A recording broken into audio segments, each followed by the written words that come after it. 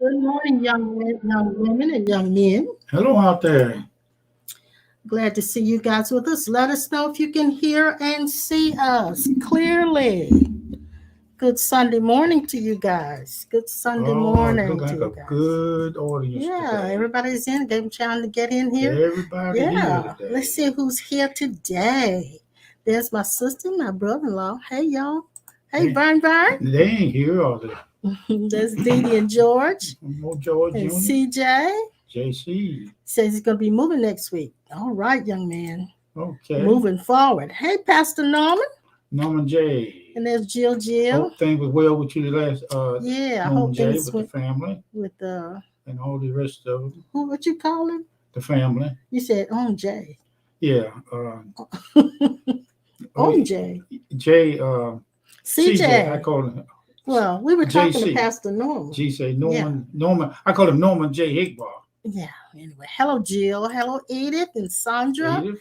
And Kim and Joe and Judy Jew, my sweetie pie. Dr. Joe. And Brother K. You Hey, go, Brother Mr. K. Joe, your sweetie pie. I see Sweetie Judy pie. was Hey, my Mr. Sweetie pie, Joe. Joe is my sweetie pie too, I Sweetie guess. pie. Hey, Brother Blue and I the know what to call family. you that, but Joe Sweetie pie. John Greason's in the house. Dr. And there's John. Phyllis and Edward. Judy. Phyllis Torrance. And always good to see all She of you. liked the music. Judy liked the music. Hey, Ooh, Sadie. you like music? Okay. Hey, Sharon. Sister All right. Sharon. Yeah, Sharon There's my J. namesake, That old Antoinette Sharon J. Green. I saw myself talking to you on the phone this And then morning. there's Pat. Hey, sweet pie. Well, I hope you guys are doing well. And Gosh, you know what? I would like to have, if it's somewhere we could say that we'll have a live stream where we can see all of them.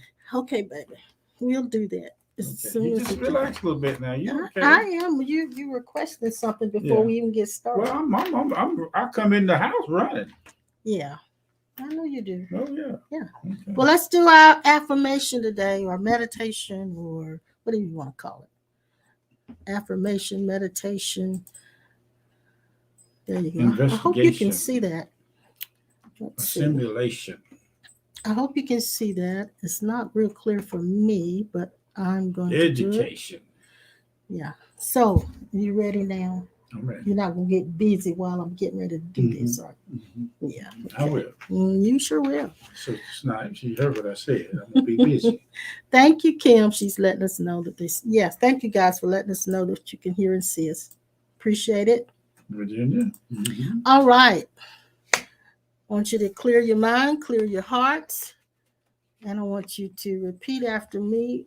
You might want to repeat this after me because it's a great declaration of who you are, and it will center you and ground you and bring you back into your focus. Good morning, Virginia. Good morning, Leslie. Leslie, good to see you. And think about your dad and you much the last couple of days. Mm-hmm. All righty. So take a deep breath in if you would. And now release it.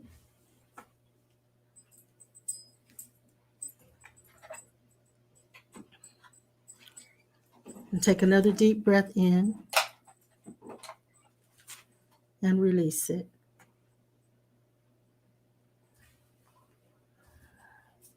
This is abandon. And I want you to repeat after me. I stand without covering in the rain of God's love, without defense.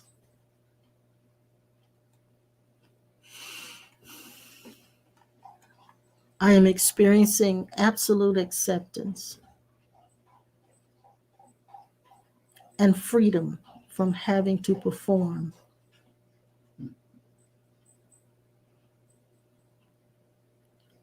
I fearlessly face the truth about myself and God.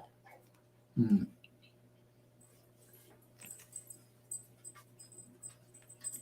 I truthfully examine all theories and open my mind to other possibilities.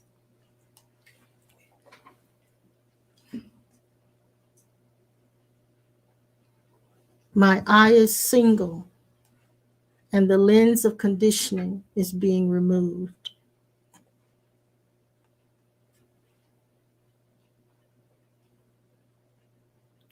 I am beginning to see everything as it really is.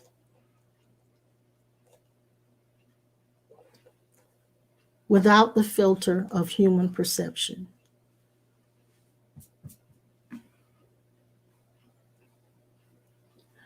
I am comfortable with being who I am at this moment.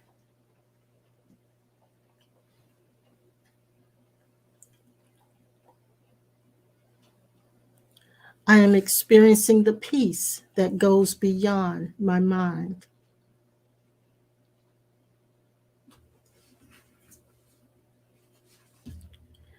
I fully open my heart to the love of God in reckless abandon and devotion.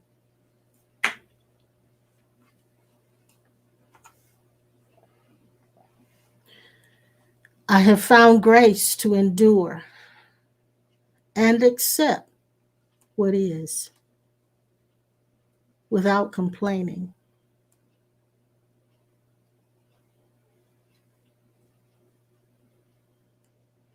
Everything that happens is supposed to happen for my evolution.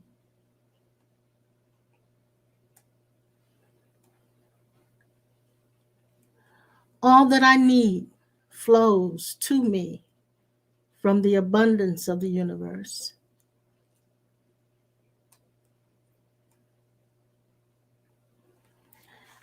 I surrender and give to God all that I am afraid to lose.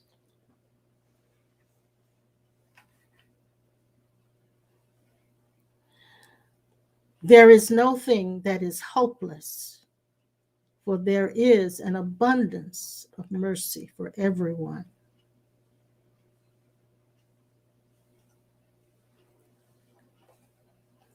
God is always with me, watching over me and in me.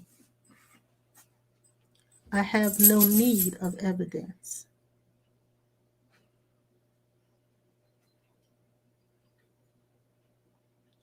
I allow myself to be vulnerable so that I may be possessed by love.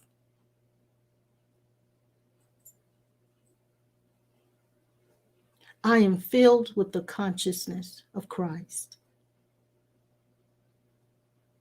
And so it is. And so it is. All right. Let's do it. What you got on your plate today? Well, we came here, or say it any way you want to experience again out of the many, many, many experiences of juice in different cups.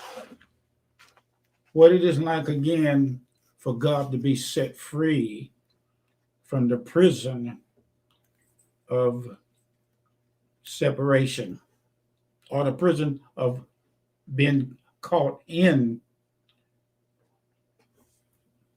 We came here to let our true identity be expressed in a world that is contrary to the oneness of God. To see beyond what I'm saying, go spirit seeing, thinking, and it's the easiest thing in the world to do is to see spirit. And spirit is, when I say see, to see the way things work in spirit beings. Or to recognize the recognition of it. Yes, yes. Okay.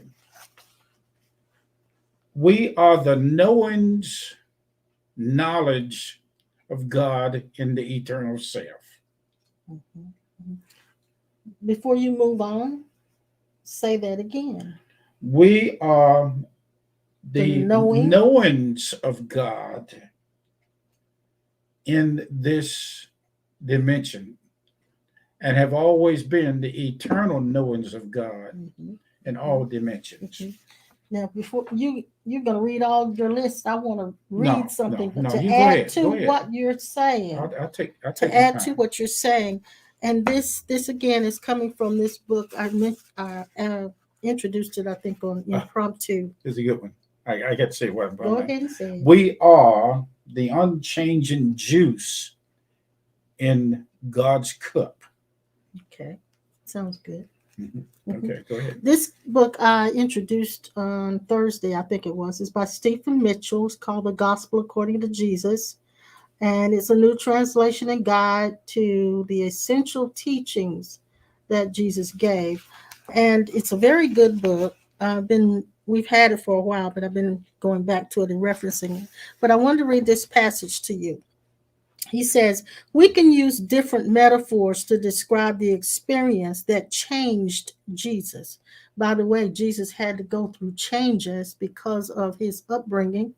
Being an illegitimate child, that was something that was society. They didn't accept him for anything. He couldn't be a teacher. He was actually forced out of everything, and probably had resentment for his mother and didn't know his father and had accepted that God is his father. So this is where it's coming from. We can use different metaphors to describe the experience that changed Jesus. It is the kind of experience that all the great spiritual masters have had and want us to have as well. Jesus called this experience entering the kingdom of God. We can also call it rebirth or enlightenment or awakening. The images implicit in these words come from experiences that we all know, such as the birth of a child, the light of the sun, the passage from sleep to what we ordinarily call consciousness. Any of these images can be helpful in pointing to a realm of being which most people have forgotten.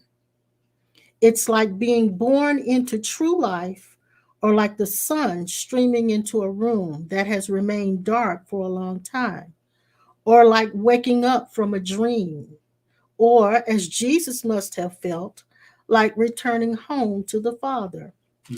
And each of these images contains a further truth. Being reborn is only the first stage of new life. And doesn't mean coming into full spiritual maturity. Now, the reason I wanted to read that is we think when we have an awakening, or when we get born again, or if you're Christian, when you get saved, when you have an awakening, an aha moment that completely changes how you perceive life, we think that is it. And so we're constantly looking, if we don't feel like that's it, we're constantly looking for something more, a final arrival. And I talked to you about this the other day. We're constantly looking for a final arrival, but there is no such thing as a final arrival point. Okay.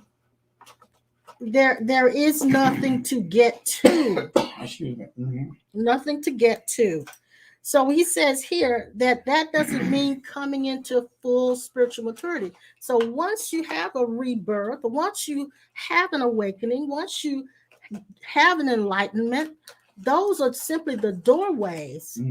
And so after that comes the need to practice for change that has to take place in us as persons. And that's where some of our spiritual teachings have fallen short, because we don't give people the right to change after they come into their enlightenments.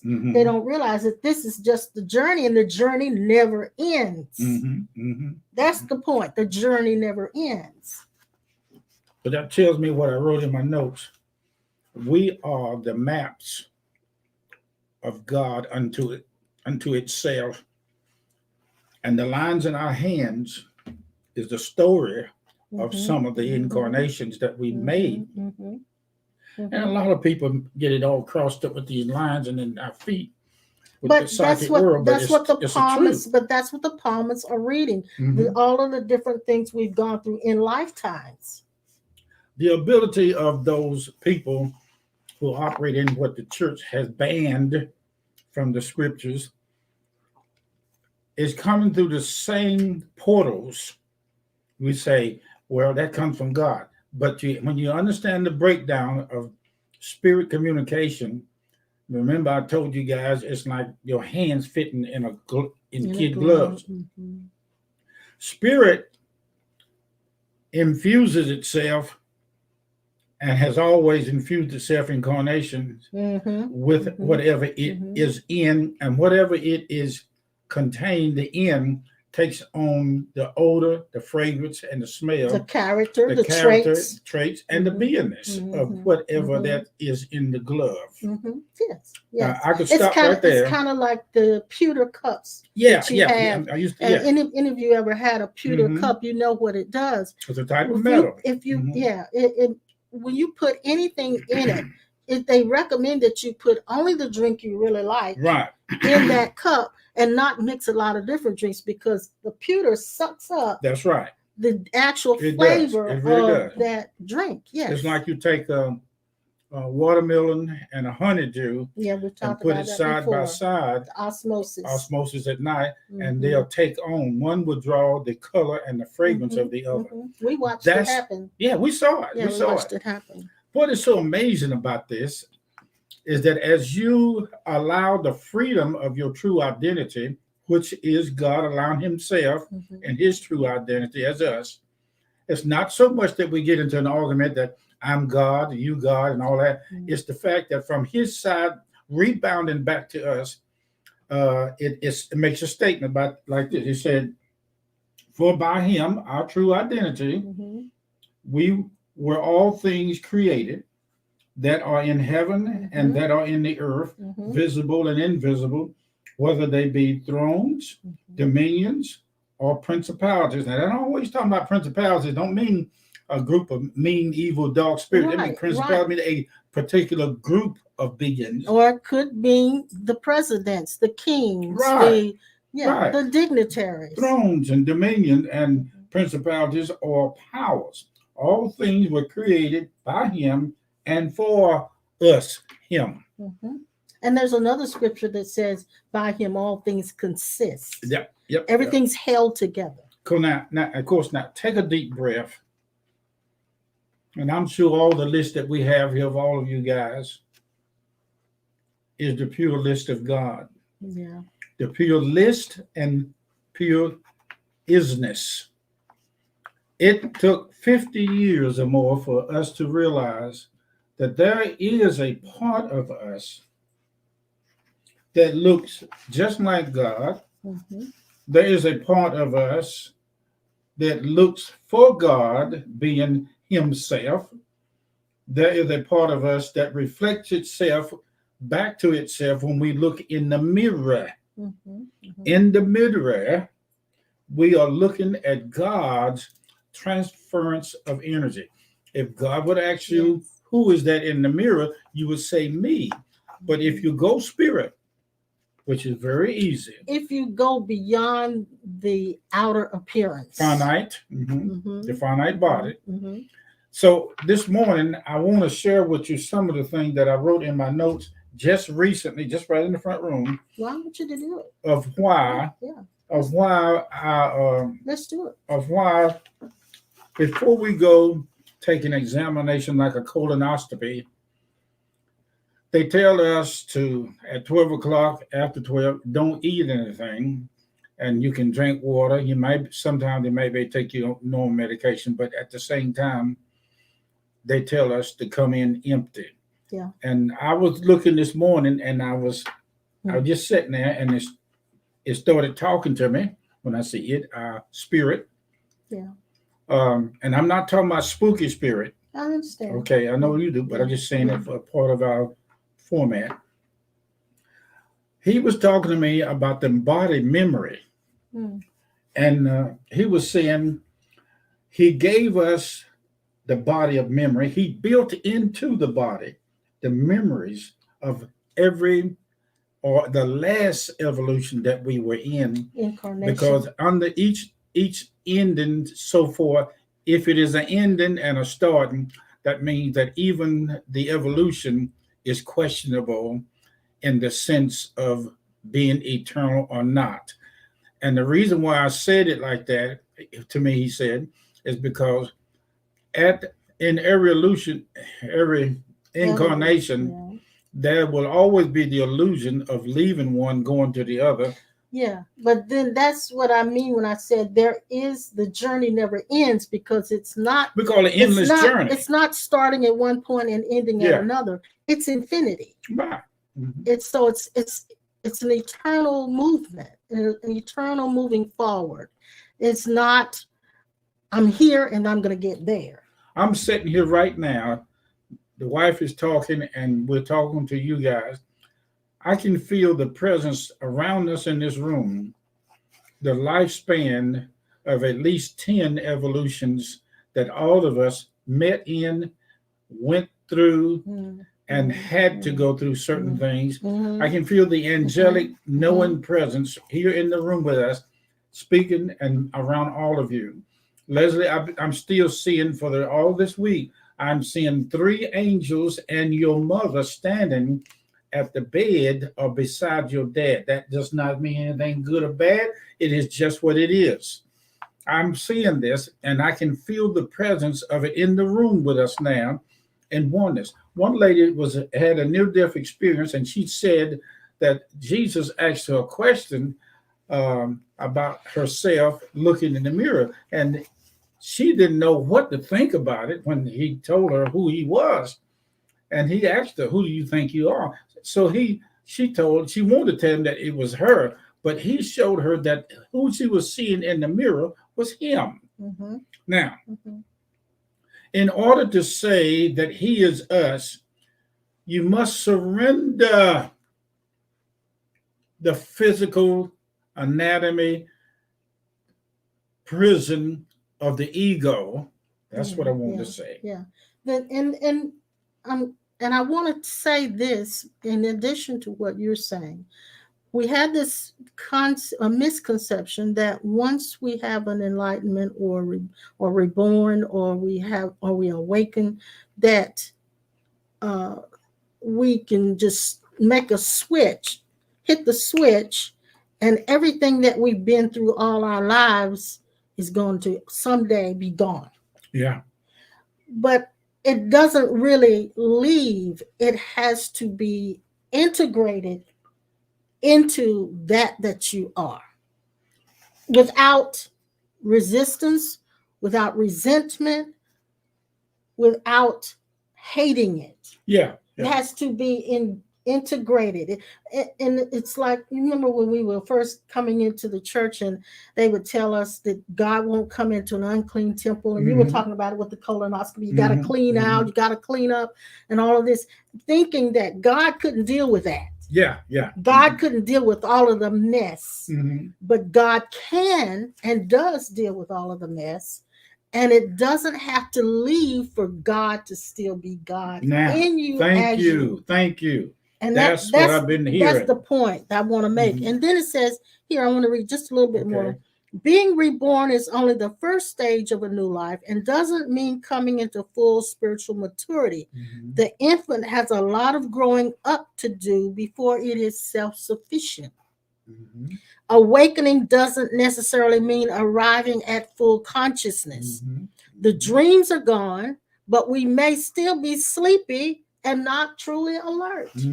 So there's still and I'm going to say it like this, not because it actually is a tagging along, but the conditioning, the things you were exposed to, all of the way it shaped your thinking and shaped how you see, all of that stays.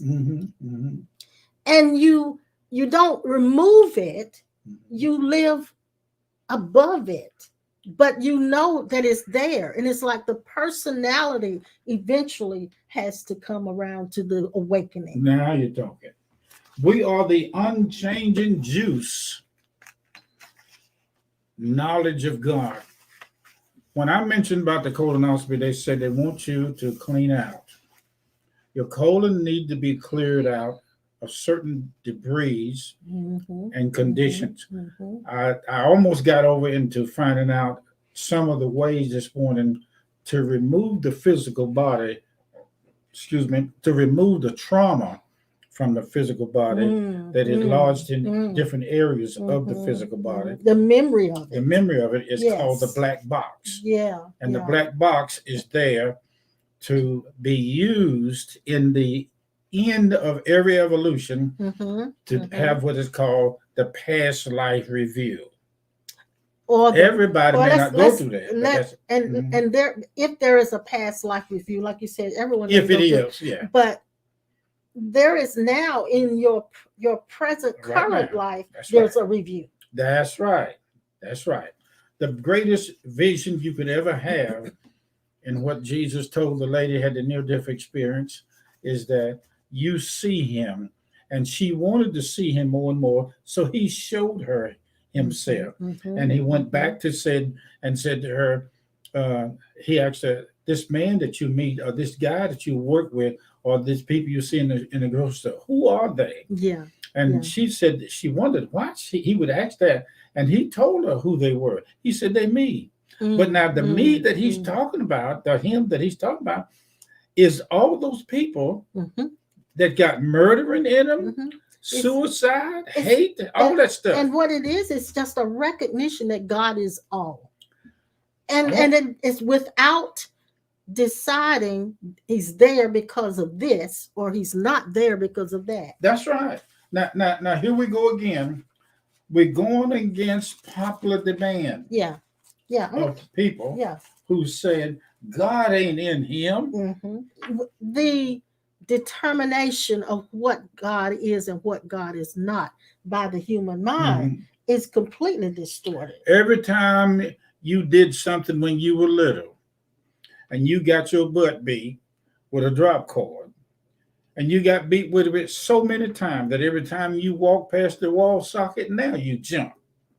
That did not remove, I'm sorry, it may have got some of the hell out you, but it didn't get it all out. But it didn't take God out of it. I just had an awakening, or an aha about how God is everything. You beat your butt. Go ahead.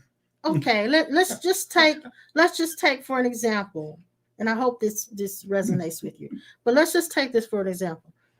In my house, we were all Mitchells because our last name was Mitchell. My dad and my mom, they had some specific character traits. I see. And there are times when we acted accordingly to their specific character traits. But then there were other times when we did absolutely out of character of anything that they did. But we were still Mitchells. You know, I'm going to tell the boss man. So it's the same thing. You know, I'm going to take you out and get you something to eat today. You rough today, girl. Come on. It had nothing to do with our behavior. Yeah. It had nothing to do with our beliefs. It had nothing to do with any of that. It just had the fact that we were that. That was it, and it was settled. Am I seeing you right? Yeah. Now, I want to read something else. Yeah, go ahead. It says, when someone undergoes a spiritual transformation, he or she is truly reborn. The shape of the personality may be the same. I feel that. And a residue of unfinished karmic business may still be there. But in the depths, the old self-preoccupied self is dead, and there is a wholly new awareness. Integration of this new self into one's life and family and society is the greatest and most difficult challenge in spiritual practice. It may take 7 years or 7 lifetimes. Now, that was what I was looking at. Oh, shucks, girl. You know what? We could stop right here in the middle of the road doing 100 miles an hour and throw on brakes. Get out the car and look around and say, now I see God. Yeah. But it's not churchology. No. It's not revivalology. It's not propheticology. It's not anything other than a known fact. So the belief that anything that is God must be good and beautiful, and that has to be given up. The belief that anything that is God is good and beautiful must be given up. And what is remaining in that giving up is pure identity, God. Yes. So if I don't give that up, I can never accept myself. I hear that I song. will never accept myself fully. That's right. That's right. I heard somebody say, when we look at and see through everybody we see and meet as one with him, that automatically, by grace, not greasy grace, but it automatically by grace transforms them into where God, it transforms them to us, into them, into where God is. Now I'm going to type this in. You guys let us know if you're still out there.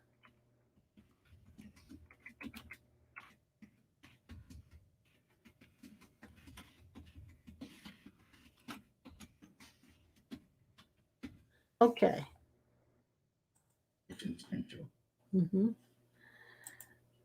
There's a difference. What we're talking about when we're saying recognizing God in every one of us. Yes. We're talking about the existential union. It's this just there because you exist. This is true because you exist. For no other reason. Has nothing to do with your behavior, has nothing to do with your godly walk, as you want to call it, your spirituality. It has nothing to do with what you've learned and how you've not learned. Has nothing to do with your vices, how you have a habit of doing this or an addiction for that. Has nothing. It's just because you exist. God is, just like we were Mitchells no matter what. We were just Mitchells. Now. And so there is a difference between this existential union and the transformational union. And what we're talking about every time we come on these sessions is coming into transformational union. But you got to accept first the existential union. You've got to accept that I am what God is, no matter what I've done, what I'm doing. It is just that way. And it's beyond faith and belief. It goes into facts. There are some things that you take yourself through that seem like it's long drawn out. But what God is saying to you in your true identity, what you're looking for is where you're looking from. And it's been there all the time. Yes, it has always been. And you said this. That's why it's so hard to see God as they're standing here, but we can see him in different areas around us. Because we still have the belief that God, everything that is God must be good or beautiful. Yeah. That belief has caused all of us to not accept ourselves or other people. God in everything is the beauty of everything. That is the beauty. The beauty. When you recognize that God is in every one of us. The B-U-E-T. Yeah. Now, does that mean that every one of us has been reborn? Yes. No. It doesn't. Go ahead. We're already, I'll put it like this. Every last one of us already are connected to God, but all of us haven't had an awakening to that. Well, that's what I mean when I say everybody been born, is that everybody is awakening, because that is the awakening, is the real new birth. But everyone hasn't had an awakening to that existential union. An introduction of the mind body being one. But when the awakening takes place, that's when you begin the transformation. Because then your behavior and your way you see things, you see life, you don't see life through filters of conditioning. Now you may fall into it once in a while, but you don't. 90% of your life is not seen through your conditionings any longer.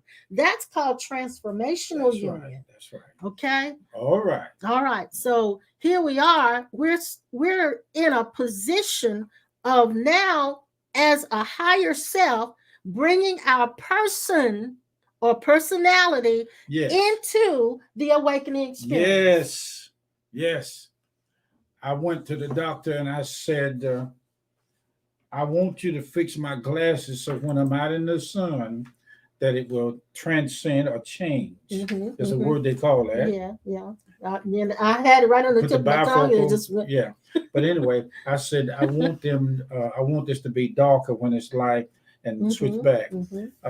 So anyway, here's the deal about the colonoscopy. The body memory was given. The body was given the potential to memorize all the body experiences that God and it went through in many lifetimes. And at the end of each evolution, there was a portion left over to adenum us in that particular area of individuality over into the next phase of carnation. So what you're talking about, what we both are talking about, what you're talking about with the body and the memory of all of that in the body is actually to save the body. We are the essence of God that will save the body. And we are the essence of God that will save the mind. We are the essence of God that will save the emotions. That is what we're here in these forms I'm gonna to tell do. You the truth. You're baking your cake and putting molasses on your now. Look, we got on your bun. We got some comments. Jill says we are not what we do. We're not, and we are. It's we are and we are not. It's both. It is both. And then are is and they are not. We are and we are not. I am and feeling this powerful conversation. Thank you, Judy. Thank you so much. Jill says who we are has nothing to do with what we do.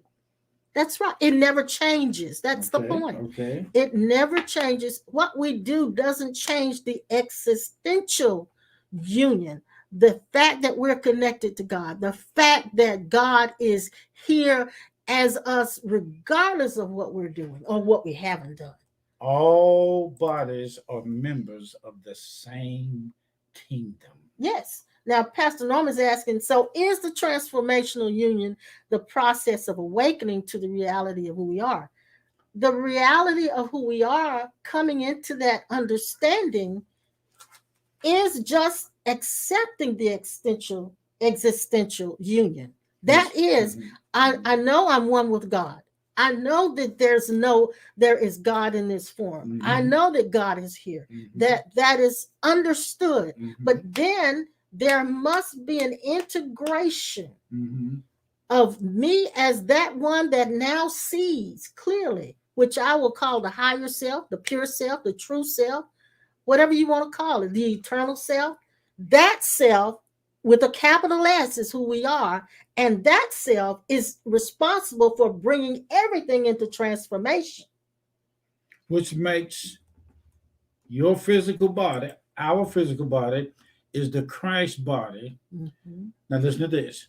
This physical body is now Christ physically on the scene at the present moment. Yes. It localized and calculate the distance, space, and location. Oh, glory be to God. Oh, glory be to God. You popping. Oh, yes, ma'am. Down to the heel and the keel. Look. We are the actual geographical location. You want to find him? Find him when he said, I was hungry and you fed me. This that I'm speaking of is right here online, listening and talking at the same time. Lay aside every weight and misplaced identity sin that has been besetting your opinion of yourself, even the image. Let it go. If you can't let it go, you go from it by seeing the truth that you and God as the eternal self, you are an eternal being. I don't care whether you save or not. Exactly. You are still eternal essence. So listen to this. Forgiveness is a sign pointing us toward the kingdom. Oh, wow. We ask Jesus, how should we live? He says, love God, love your neighbor.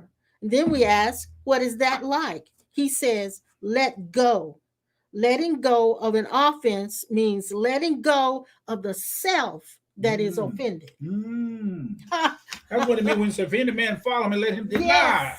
Letting go of the self that is offended. Stop paying attention to that finite body that has been misconditioned. And stop paying attention to the mind that is holding on to the incident. Each one of you guys, or us guys, are still in the plan of God in spite of the dirt that the mind pulled up, in spite of that ghost with a bad toothache, ego. Yes, yes. Now listen, you're going to like this. Yes, ma'am. Letting go is letting go of an offense, means letting go of the self that is offended. It's not letting go of the incident. You're right. It's not letting go of the feelings, but it's letting go of the self that is offended. Okay? And he said this, there are only a few passages in which Jesus mentions forgiveness, but they are central. In all of them, he is teaching us to forgive. It is never a question of him forgiving us. Now. Wow. That's juicy. Wow. I'm going to read that again. Okay, go ahead. There are only a few passages in which Jesus mentions forgiveness, and they are central. In all of them, he is teaching us to forgive. It is never a question of him forgiving us. Ooh. My mama used to ask me, say, you need to tell God to forgive you. So is God disturbed by what you do? Or are you disturbed by what you do? That song said, think about it. So who has to forgive who? Sounds to me like we've got to forgive ourselves. What about these say, we remember, and if we remembered, we haven't forgiven? I used to hear that all the time. So I'm battling every night before I go to bed. That's back there 50. I need to ask God to forgive me for my thoughts for the day, the bad feelings. And God's never been offended. Offense, and I'm going to read this in just a minute, but offense doesn't live in the kingdom of God. That's outside the kingdom of God. Okay. All right, let me go on. Forgiveness is an experience that happens only outside the kingdom of God. If you have to let go, then there was something to hold on to. Where there is no offense to begin with, there is nothing to forgive. It is more accurate to say that inside the kingdom of God, there is only acceptance. No rejection at all. So when there's unforgiveness, when I identify as the one who is offended, I'm outside of the kingdom. I'm living in the person, in the personality, in the conditionings. Lady in a near-death experience went over there and come back. She entered into a body. It was painful because she'd been struck by lightning. All of a sudden, she said after the thing was over, she started sitting down and journaling. As she was journaling, she kept sensing that something was inside her journaling that was answering and making a statement inside of her inner self to the journaling itself as the answer. Yes. That's coming from inside. Now, let me say this. Jill bringing this up, and this is a good point. Observing the disturbance helps, and that's a tool. But the one that is observing is the one you must identify as. Wow. You've got to become that one that is observing and not that one that is disturbed. Do you know you just spoke a divine truth of facts that does not have to be judged, but looked at in the pureness of the way it was said from the spirit identity self, and that would automatically spearhead you forward in what has already taken place. Relocate your consciousness in the self that can see the disturbance. Jill said observing the disturbance helps. That's what she said, yeah. Just look at it. Yeah. And you have to be the one that sees it. Ooh. Now we think but most of us identify as the one that's disturbed. Yeah. We do. We fall. It is the fall. We are the non-disturbed self. Yes. Or you want to leave self out? We are the And I must come to the recognition that I am that one that is not disturbed. I must come to that recognition. And when I do, I am then the higher self, because that other self is disturbed. I'm that higher self that now is responsible for clearing up the disturbance in that little bitty me. Wow. Oh, I hope this makes sense to you guys. Listen to this. When we condemn, we create a world of condemnation for ourselves, and we attract the condemnation of others. When we cling to an offense, we are clinging to precisely what separates us from our own fulfillment. Letting go means not only releasing the person who has wronged us, but releasing ourselves. A place opens up inside us where that person is always welcome and where we can always meet them again face to face. Okay.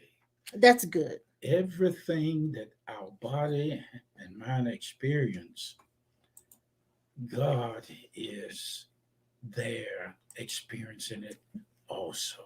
As the higher self. Which means, like Peter was standing around this fire, and everybody that was getting warm around that fire recognized that he was one of those that had been around Jesus. Yes. He denied it 3 times or twice anyway. Yes. And he found out that I don't care how much monkey shows his tail in the tree, it does not change who its creator was. Right. Now, I just had an epiphany. Yes, ma'am. You know how babies do when they're getting ready to walk? You know, I'm going to stop here now and let you go ahead on, because this thing is good. Well, I mean, okay. I know what you're saying. But you know how babies do when they're getting ready to walk? They will hold on to things. They'll hold on to things because they're afraid of falling. That's right. And so what they'll do is they'll hold on to everything till one day they just get brave enough. Take that to take a step without holding on. We saw your niece Shelly do that. Yeah, we watched her do it. Yeah, first step. And take that first step and realize that they could balance themselves. That's the thing. They realize they could balance themselves. And most of them take off running. They take off running, and then ultimately they fall. Yeah. But because they've experienced standing up without holding on and balancing themselves, they know now that they can do it. And because they know they can do it, they pick themselves up and do it again. Okay. And listen, so our practice is not so much trying to fix the disturbance, but our practice is when we fall into being the one that is disturbed, now you're pick yourself back up and become the one that can balance yourself. There you go. Boy, I'm telling you, you got something there today. I know, isn't it good? That's hot off the press. I'll tell you that. I'll tell you. Hot off the press. It's done baked the cake. Man, that's good stuff. Mama say, don't be stomping the floor in the kitchen. I got a cake in the stove. She said, don't make my cake fall. I said, Mama, I'm waiting for the cake to come out of the oven so I can cut a piece of it and take it down to my body and let my body adjust it and assimilate it. So this food that we're giving you is the manna of heaven. So our practice is to stop falling. I'm gonna rest my case. Stop falling from. Go ahead on. Our practice is to stop falling from the higher self that is the God in us.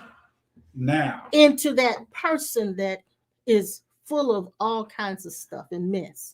And limitations and fears and desires and disturbances and all of that. Stop falling into that one. That is not who you are. Your daddy says, you say, Daddy, I'm going out. And he might want to know where you're going. So if anything, he definitely would want to know where I'm going. If anything take place, they can find you. Yeah. But he says, I want you in by 12 o'clock. Yeah, he did say that. Okay. And when you come in a minute late, he might be waiting there in the bedroom or in the sofa. No, at the door. At the door. Oh at the my door. God. Now Yeah. here we go. We're going to go out and lose our awareness of our true self that your daddy spoke to before it left in an Uh-huh. ideal Uh-huh. to come back when it wanted to. Uh-huh. Uh-huh. But it came back, prodigal daughter and prodigal son. Yeah. But when it came back, it had to face the truth of Yeah, who it I had was. to face the music. He said, Anthony, I thought I told you. You know, get your little what you call it upstairs. Now look, we got Mhm. some Okay, more. go ahead. Our time is winding up, so I put everything up there for you guys just as a reminder. But listen, I wanted to touch on some of the comments. Judy Jew says she takes that on as a practice. Yes, sweetheart, yes. to Thank stop you so falling, much. to stop Thank you. falling into that self that is disturbed.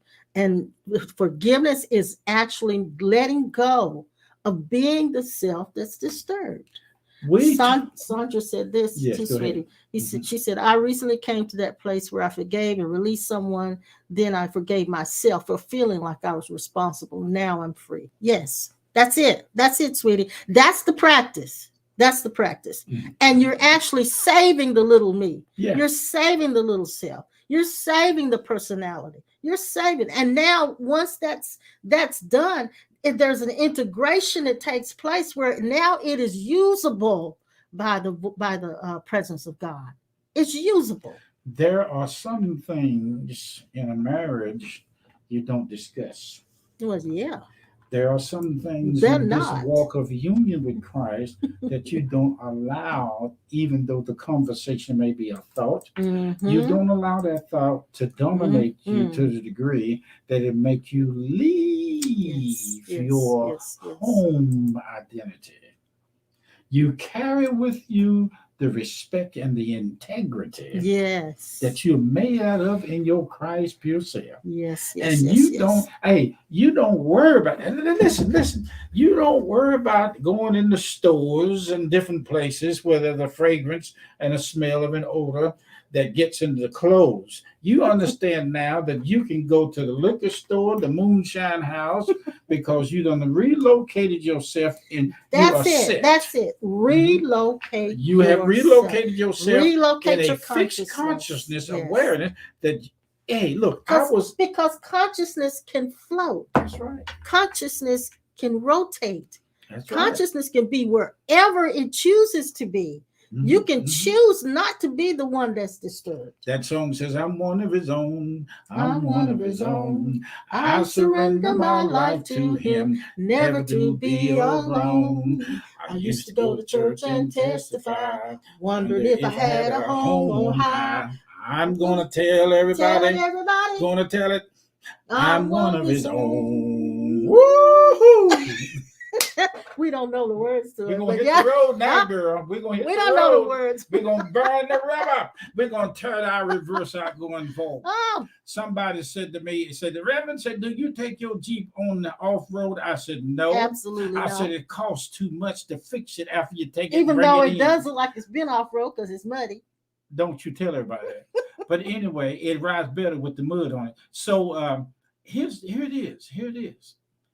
We done sat down at the table, had a good meal with God identity today.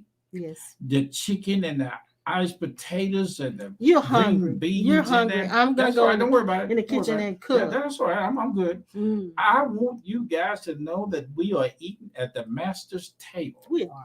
The true communion of God is established in the earth. Now watch this. Why don't we just go ahead on to that revival place at that college and stop saying God brought me this to tell you this? I see the Lord saying this year, that year. What the main reason for that revival is called... You're talking about the Asbury revival. No, everybody may not know about it. Right. What we're talking about is coming together and joining the physical anatomy of God's house to be one, at least one time together without friction, disagreement, anger, pain. And Here's the big one. You're not required to be God's policeman. No. You're not required to do that. No. Thank you so much. Thank you, guys. Thank you. And thank you for your support. It's not big enough to say how we appreciate you guys.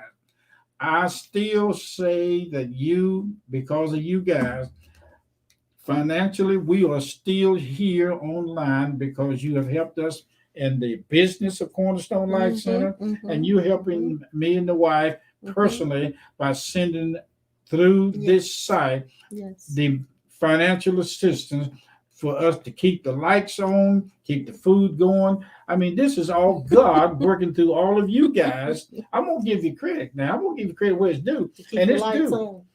They have to help keep the lights on, even when the storm come up and they go out.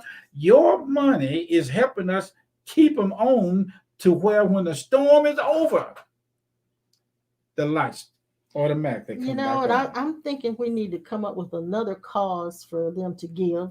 Well, I say that only because a lot of us will not give unless there's something really, really special to give into. Okay. And so we may have to give them one. Yeah. And right now, at the age that we are, with Social Security and our personal, and that may not be enough. Yeah, that may. Yeah, I don't. That may not be enough. That's all right. I'm gonna present it to you like this. Thank you. Yes, thank you. Always thank you. If you send, I see a Cash App on there, and it's good. I'm telling you, it is wonderful. It is to know. Like I said earlier, there's one person for years have always sent us something, and there's other people that send something when we were in the brick and mortar, and they stopped because they wanted to get a refund from the government. And I said, and this is true, this is for a lot of them, and I appreciate what you do. And we can give back the return receipts for it, but at the same time, you give it to the ministry. That's a business thing. So we are equipped. We're not non-polished business investors and working in this. We have been through 30 to 50 years of research 35 at least, into these areas of substantial evidence of being worthy of this calling in our life. And we want you guys to know that we don't run no sham shade tree operation. I just want you guys to know this. I know I don't have to say this, but I say this because I want you guys to know that we are in a comfortable position with our business. And I want to thank you for your business. And I ain't trying to get in your business. I'm trying to tell you that you are a business lady, businessman, and you're working it out okay. Tie it down on the left side, right side, hold it in the middle, and it's working too. Okay. Now, go ahead. And all of that said, hit the like button if you would. And if you on Facebook, I'm not sure if you can hit it without leaving the actual video, but make sure you hit the like button. Make sure you share it if you know somebody that might benefit from what we've said. And if you're on YouTube, please hit the like button. You can do that, I think, while you're watching. I think so. And if you haven't subscribed, please do that. But anyway, we'll be back on Tuesday at 7. 7 live and in color, Technicolor, everything. Marquisa says she's at the door with the bright light on. You know what? I can see you standing at my door. Oh, my God. I can feel your presence all around me. Okay, my gosh. I'm going to make this thing work. Oh, my gosh. Anyway. Light in the presence of God. We'll see you guys later. Y'all know something.